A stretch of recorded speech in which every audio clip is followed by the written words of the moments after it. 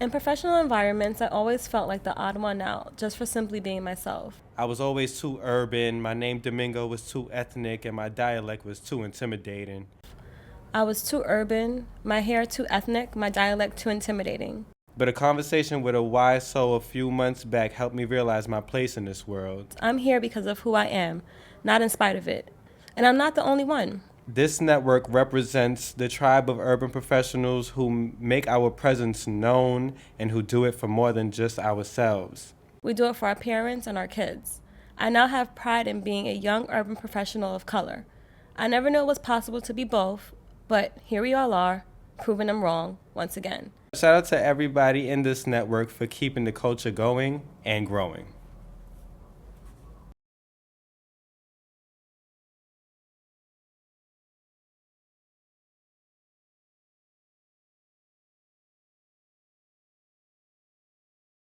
Hey, this is a Tribe Called F. Thanks for coming again. I am Mr. Domingo.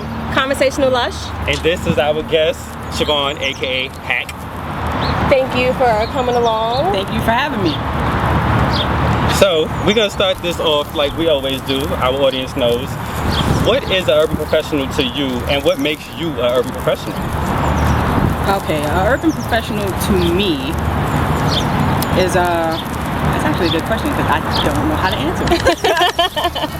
I guess it would be. Yeah. Oh, sorry. See, we said that is a good question. That's it's hard for me to put into words because. So give me some examples. Give me some adjectives of an urban professional. Well, to me, what it would be is someone who obviously you're working in an urban setting, whether it's the city or in my terms, it would be graffiti, things like that. There's a professional level that you have to reach, or else you would just be in the shadows still. So, for example, if we were to look at it in the terms of graffiti, the urban professional graffiti artist, you would start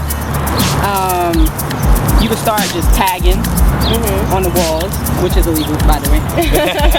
Don't do that, kids. Yeah, don't do that. You would start just tagging, but from there you start to meet other artists, and then from there you go from tags, which is just your name, your regular name, to throwies, which is like little bubble letters, quick things that you put up which are bigger than tags, to murals, and then finally you probably end up in the gallery. So to me, an urban professional for a graffiti artist would be that's a track line. Okay. But I did start out in graffiti. I didn't end up doing graffiti, but I ended up becoming a visual artist. So I guess I don't know if tell us about your start in graffiti. When did you start doing graffiti? How old were you? I was 15. I'll never forget it. I was 15. There was another kid on our block. I can't remember his name. His name was Stir. I totally stole his name. I stole it. And then, I would look at the walls and try to duplicate or replicate what I saw. I wasn't very good at it. And then I had a cousin from down south who came up, Duran, who had the same birthday as me. So we had a lot in common. He got into it, and then the next thing you know, he had all these friends who were like really good at it. He became really good at it, and then I started hanging out with them, and the next thing you know, I was Shavon Stir. That's what they were calling me. And so, I was writing Stir around, and then I got into computers about 1990, I would say 1994. AOL. I got into computers. For all you 90s kids that don't know about the struggle of AOL and having to share a phone line with the AOL, that's like where we have all this stuff now. It all came from that. Right. So I started to try and hack AOL, but if you told a hacker that now, he would probably slap you. So back then it was just like mostly programs, and I would create programs to disrupt the service of AOL. Why? For fun? For fun. Like as a project? If you could think about all your friends, literally like all your friends in a chat room, in a New York City chat room, and then you just press one button and everybody get kicked off, and you just see like the whole chat room go empty. Everything closed. Yeah. It was fun to me. Stuff like that was fun, but it wasn't just disrupting AOL that was fun. It was figuring out how it worked. Right. And then how how to manipulate how it worked to do what I wanted it to do. And that's how I got the name Hack. So, based off what you're telling us now, you started in these like sort of underground realms, right? And that's exactly what I'm saying. Yeah. Underground realms. A subculture. Subculture. Yes. Now, of course, this is done, like you said, on larger scales. What has been you haven't done the gallery yet, so to speak, for graffiti, that is. No. You didn't completely like start working for FBI hacking department. Right. So what challenges did you face maybe trying to get to that point, or what veered you off that point? Like what hindered you? Because you really do have to think, you have to be professional when you're trying to get to that level. What's professional? Professional is, for example, if you were to study forensic technology, cybersecurity, you need to have a degree. You need to have a computer science degree. I mean, you don't necessarily have to have it, but if you want to get to that, you should have a degree, right. A bachelor's degree. That's getting you in the door. Okay. So what hindered me was when I was graduating high school, I wanted to study computer science. That's what I wanted to do. Because I wanted to be a programmer. But when I got to school, it was so boring. It was so boring. It's like the creative part was taken out of it, and it was just like A, B, C, until you get to Z, and I didn't want to do that. I wanted to find my own way, because that was how I started. I started trying to find my own way. So even though you could do the work, or you could get the job done, because you didn't have that degree or that training or that accolade, that hindered you? I can't say for sure that it hindered me, because I don't know that it has. In my mind, it did.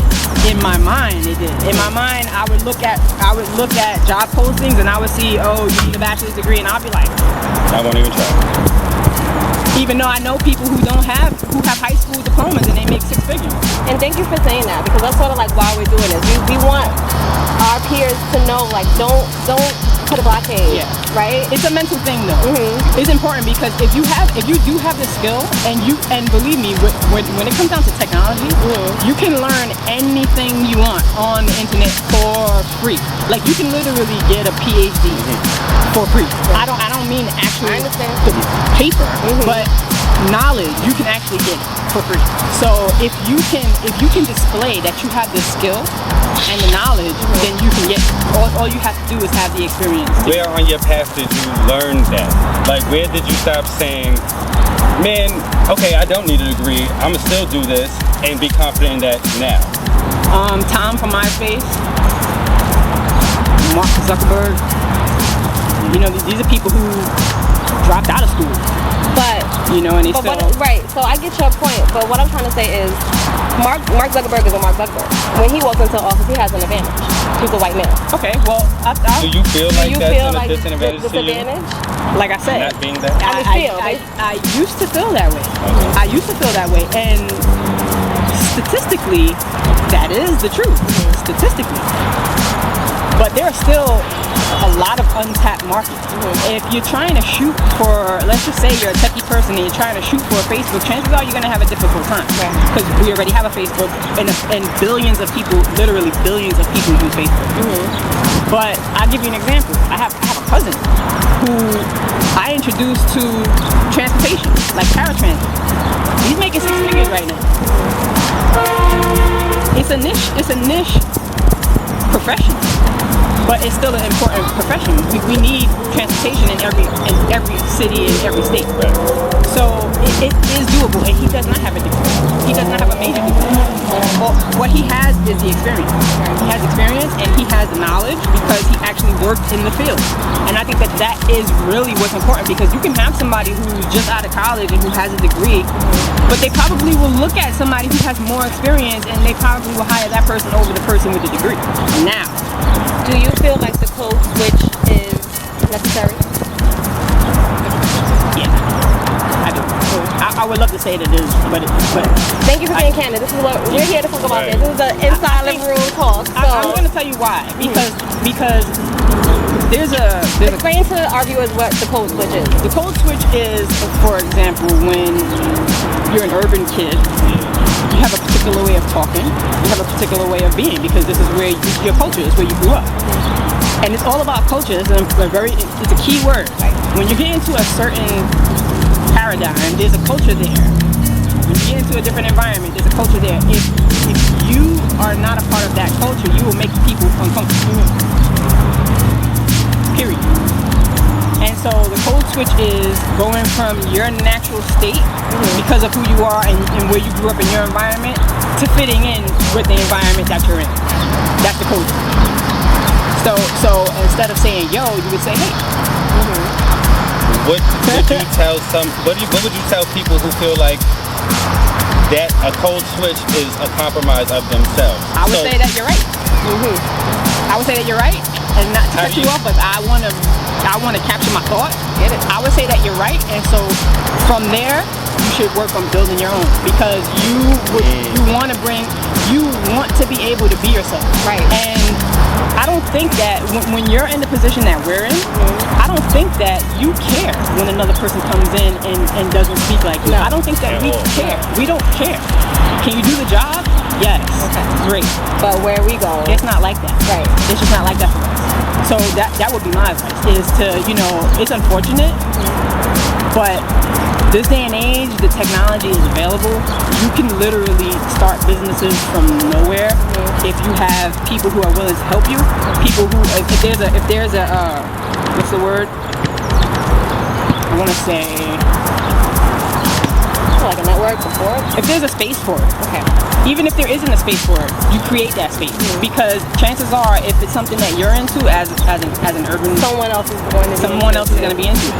So there's a lot of things that we as city kids do that are only being noticed now because our spaces are being gentrified. So do you feel like that's a lead cause of this appropriation epidemic that's happening right now? It's not about appropriation, it's about economics. Okay, talk. So I was doing some research this morning, and what I noticed was the term. When you search for the term African American, the competition for people who are searching for the same term is so high. And I wonder, when did that happen? There's competition? Is there's a certain way to tell on the internet? Yeah, there's a certain way to tell. If you're searching an African American and I'm searching it, what comes up? Those things are competing? Basically, the content is competing with one another? Just the term alone, African American, just that one term, so many people are searching for the same. First of all, so I was actually searching for black art, African American art, but when I searched the term African American, I noticed that the competition for that term was very, very high. And then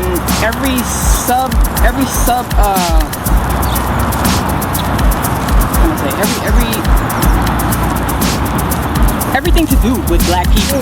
I don't even know how to articulate it. Literally everything to do with black culture, the competition was very, very high, and I don't know when that happened. So I was actually really disappointed and a little bit sad, because I felt like, what is for those that are not like in the business of this, what does that mean when you say that the competition is high? What does that mean? It means that other people who are searching for those very same things, it's just too high. And usually it's almost like people are trying to buy up things or trademark things or taking ownership of things. Yeah, when I don't want to say that, but that's what it leads to. That's what it leads to, because that's the beginning stages. Yeah, you're doing the research to see if there's a market for these particular things. And all these terms to deal with African Americans and black art and black culture and black this and black that, it was just extremely high. So who's buying it up? We're not buying it up. It's not us. And so this goes hand in hand with the whole Biggie mural thing, where people were upset because the Jewish man who owned the building he wanted $1,500 to keep it, or else he was going to tear it down. So my thing was, let him tear it down. let them tear it down. Like, you know, whoever pays 15. Don't let them keep making money off of our culture. And not for nothing. You mean to tell me that somebody in Brooklyn can't recreate the mural?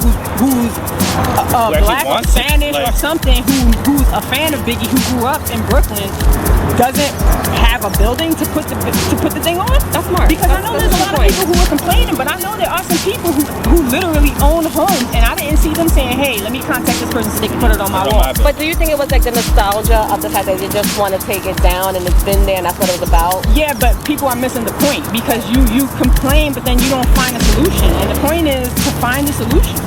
If there's a problem, then you find a solution. And the problem is that we're losing our culture. What's the solution? Ownership. That's the solution. So find ways to own your culture. You cannot be upset. You could be upset, but there's nothing you could do about it. But okay, is it our responsibility? Like, nobody else has to own their culture. They own it. Yeah. Why is it that with urban, and I'm not going to say like all the way black culture, but I'm going to say mostly with urban culture, why is it that we have to fight so hard to own what's out? I have a prime example. Prime example is, I forget the name of the food truck. White girls had a food truck. They went to Mexico. I just read about that. Yeah, they watched. They literally stole the recipes. They literally stole the recipes. They were asking the Mexican ladies for their tortilla recipes. They literally said that the ladies were apprehensive, really apprehensive, and almost secretive about their technique. So they were peering through the windows. You can Google it. They literally said they admitted it. Yeah. They were peering through the windows, watching people prepare, watching how they made their stuff. And what did they do? They brought it back to the States and made $2 million off of somebody else's culture. And did you go back to Mexico and say, hey, you know what? I really appreciate what you did by giving us a little bit of your secret, even though I stole the rest? Why don't you come back to America and work for us? Or why don't we start something over here and then, you know, can benefit you? No, they didn't do that. They literally came back home and bragged about it. Right. That is what invested in mine. How about I buy my stuff directly from you? Right. Instead it came about bragging about stealing. Well, the problem is though that in their minds they didn't even see it that way. But they were cackling about the fact that they stole someone else's livelihood and brought it back to the States, because in Portland, Oregon, nobody's eating Mexican food. And so they ended up making $2 million. And it was like, ha ha. And they ended up having to close their business because of the backlash once that article came out. That's when I love the internet. Not for nothing, like that's when the internet wins and takes over people the day. Right. For as much as I feel like it exposes our culture to be pried upon and stolen, aka Black Twitter, why we can't create our own at this point, but why I believe part of the reason why you see so much churches for African Americans, like they're now researching this thing called Black Twitter that doesn't exist. So as much as I'm afraid, as much as I'm afraid of the fact that they peer through that internet as a window to steal our culture, it does hold people accountable for when they do it. We're able to have a larger voice. Yeah, because it's gotten to the point where people are fed up and they don't want to hear it. People don't want to hear it. We don't want to see, you know, the white girl with the bamboo earrings and the cornrows and then Cosmopolitan acting like that's something new. We don't want to see that. The boxer braid, you mean? Yeah. Well, Tim's. Vogue put out the article this spring. We've been wearing Tim's. Like New York literally made Tim's popular. That's a New York thing. We made Tim's New Yorkers and construction workers. Yes, that's it. Like, and you know, the fact that we're seeing this happen, and at one point I know it makes us upset, but the other hand, it's almost comical. It's almost comical, and so that's the thing. It's all about economics, and you gotta remember what culture steals the most.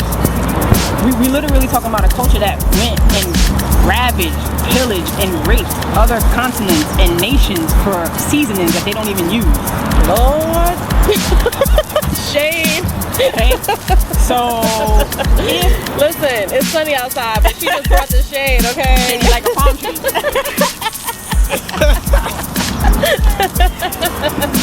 Oh, Justin. So how can urban professionals who started in the subcultures of the world protect themselves in coming up? Realize that the subculture that you're in is important, regardless of if you think it is or not. Realize that it's important. And if you're in whatever genre or subculture you're in, and you have a bunch of friends that are in it too, and you feel like the market is lacking for it, like for example, if you're into whatever it is, you know, and when you go to search for stuff online, it's null or limited, then jump on that. Okay. Jump on that. You this is how you lock and secure your own stuff. Did I answer your question? You did. I want to say, I feel like this is the tipping point because now we so mad about this and fed up. Right. Now we doing this. Right. Creating these platforms and looking for people to teach us how to do that when we don't know how. Right. That's a good thing. And this is even, it's kind of like going to be a domino effect for other people who don't know. We got 3 minutes. Oh, good. All right. Well, yeah. So this is going to be a domino effect for more platforms. Yes. To create more platforms for these type of conversations so that people know. Because the truth is that we just don't know. And at one point we weren't in the realm of ITT tech. We weren't in the back end of it, figuring out like, oh, you can actually find out who's doing what and how to keep this and own this, you know. And then unfortunately I feel like some urban professionals, once they get to that space, they're not teaching others how to do the same thing. They're closing the door behind them. Right. They're like, oh, I had wrote something about this recently about how when I found out that my book was put, an autograph copy was put on the Gay Pride table for Gay Pride Month. That's a big deal for me. That is a big deal. I've realized I've lost my train of thought. Congratulations. That is amazing. So what happened? Somebody closed the door behind Oh, them? I had wrote something about that experience, and it was about kind of just saluting the people who came before me that opened that door and left it open. Nice. Because the lady who let me do that was a lesbian lady in Barnes & Nobles, and she was like, well, if we don't help each other, who That's will? amazing. What's her name? I don't know, but Barnes & Nobles in Union Square.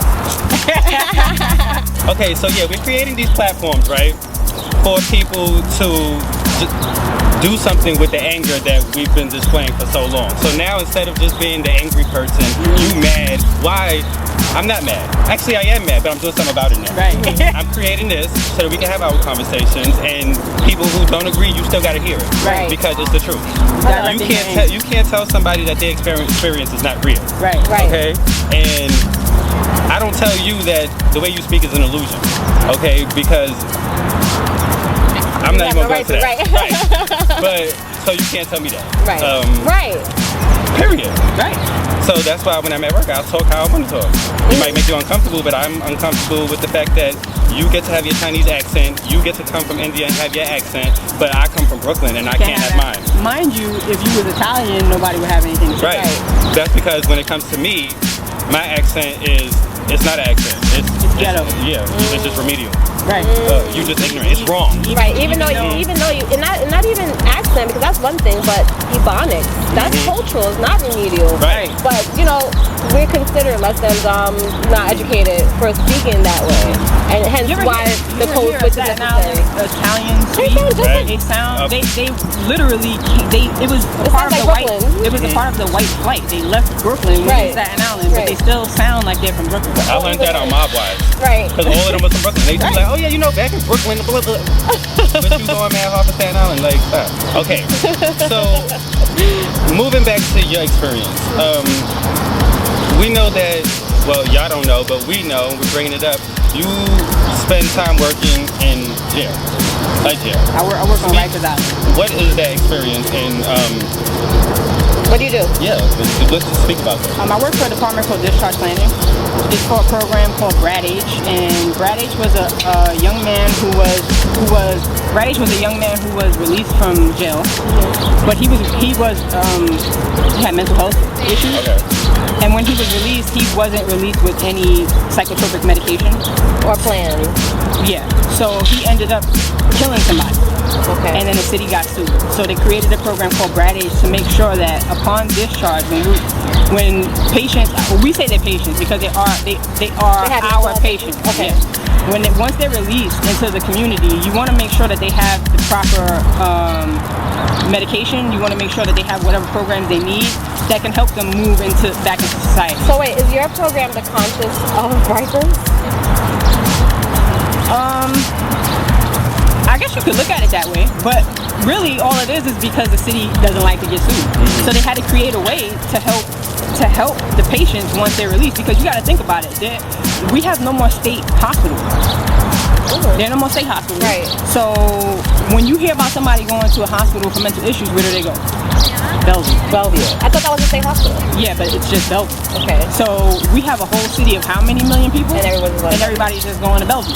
So it's becoming overcrowded. And what happens is we already know that police kill people because they have little to no training. In mental, that's true to my heart because my students are special education. Right. I'm like so afraid of one day they get into an encounter with the police and the police hurt them. They take someone with a mental issue who doesn't know how to behave because obviously they're mentally unable impaired. Right. Mm-hmm. And they take that as an act of aggression. Mm-hmm. And so also it's economic. It becomes paperwork and overtime, and you can just take somebody who's acting up, who appears to be acting up, and you put them in jail. Wow. And mind you, when you're outside of jail, you don't get services. When you're in jail, you get all the services. Wow. You understand? Wow. You understand where I'm going? Yeah. So, for example, let's just take a gentleman who's been in and out of jail his whole life, and who has some type of mental impairment. He knows that he can't get what he needs outside of jail. So he'll commit a petty crime when it's cold, so that way he can be clothed and fed and sheltered during the winter. Because the shelter, literally, you will get killed in the shelter. The shelters are horrible. I wanted to say something about that. I spent 10 days in the psych ward in Woodhall because I'm surprised you made it. Woodhall is a... But what I want to say is that most of the people that was there, when being there made me realize, oh shit, my life is not really that bad. Right, that was one. But also what it put me on to was most of the men there were people who were homeless people just trying to get resources. Right. They weren't really schizophrenic. They were just acting like they were so they could have somewhere to sleep for 3 meals. And that's also another problem because, the doctors, they get paid for every prescription that they write. So they give people prescriptions that don't need it. Well, the thing is that I'll give you a prime example real quick.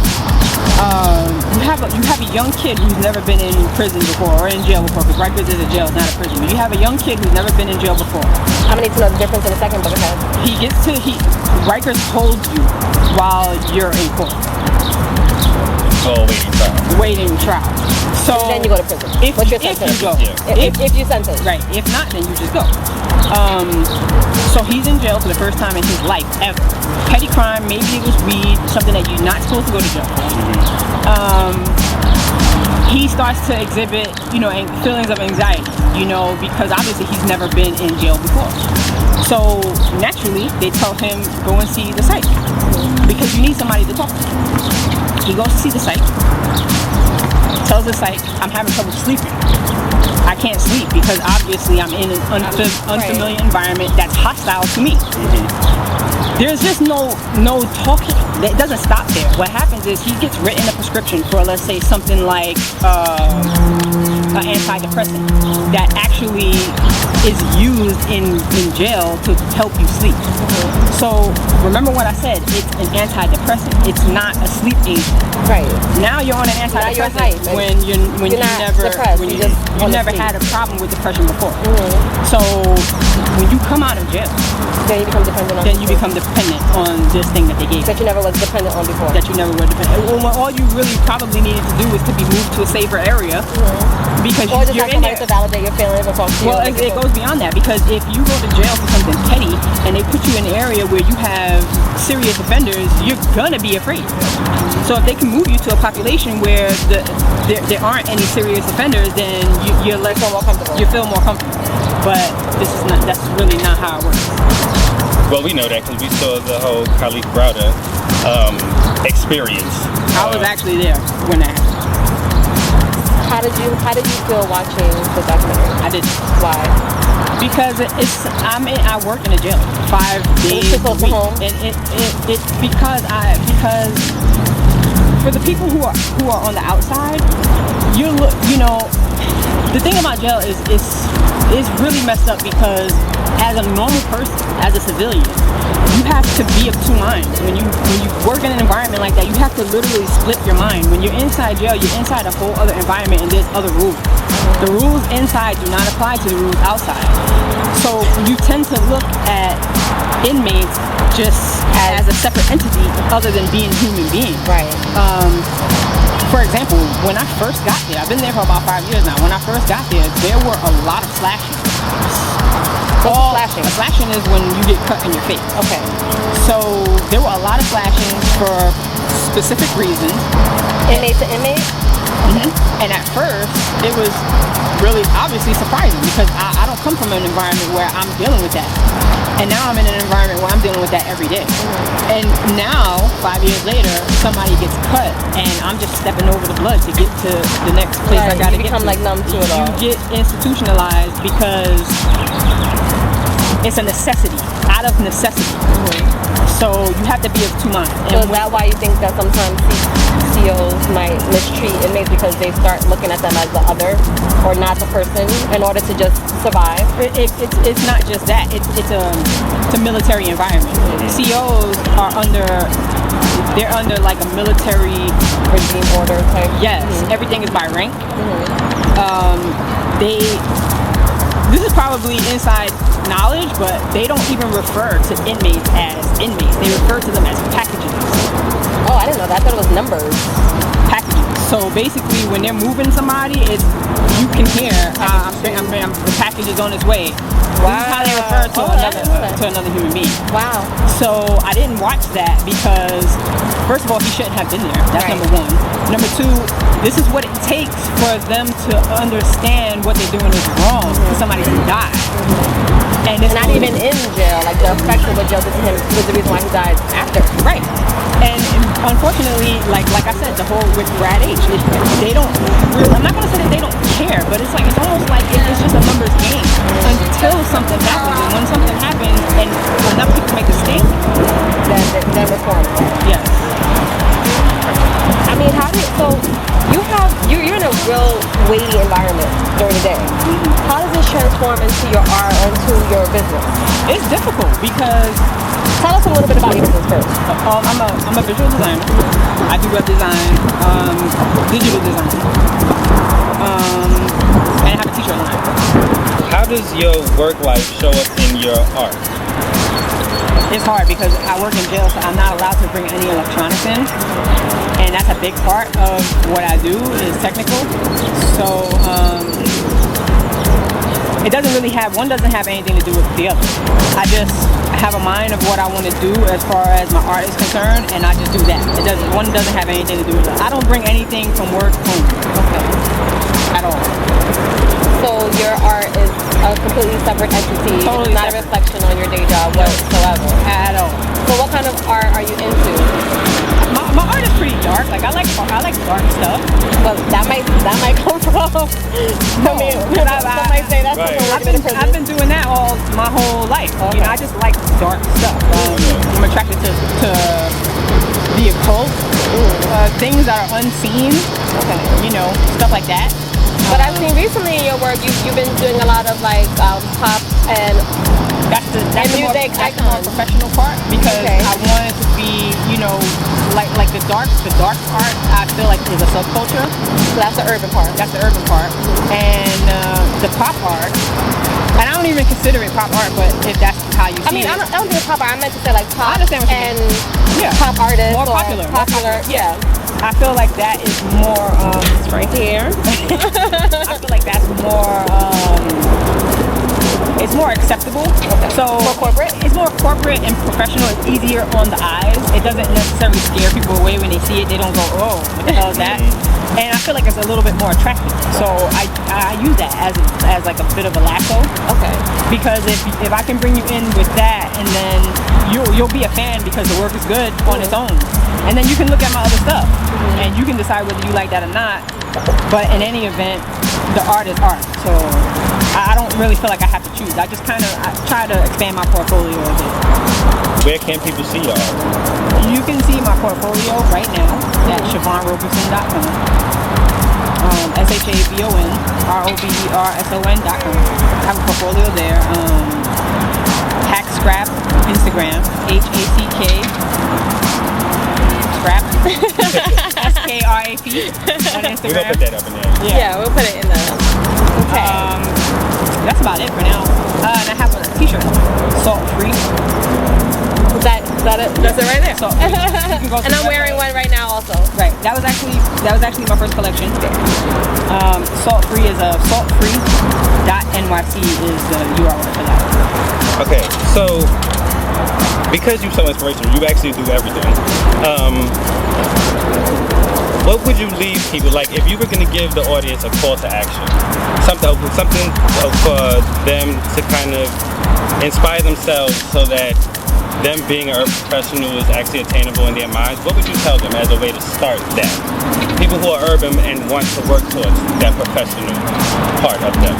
I think it's really important to people say this all the time, and I feel a little bad even repeating it, but it's very important that people are able to visualize themselves succeeding in whatever it is that they want to do.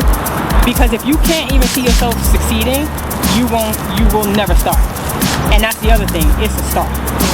Whatever it is that you do, don't just do it in the comfort of your own home and never let anybody see it. Start. Whether it's building a website, start. Whether it's painting, start. Getting in a gallery, start. The hows will come once you start. If let's say you wanted to make 6 figures, and you're like, I don't know how to make 6 figures.